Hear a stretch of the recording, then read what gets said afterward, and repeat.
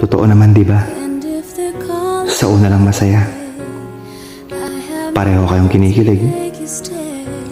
Parehong todo effort ang bawat isa.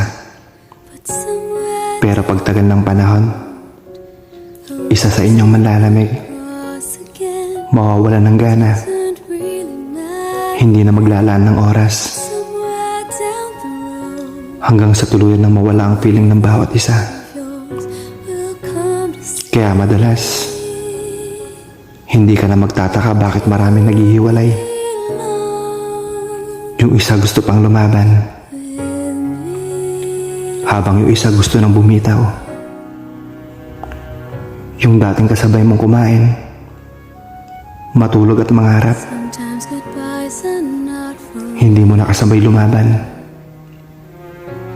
dahil sumuko na.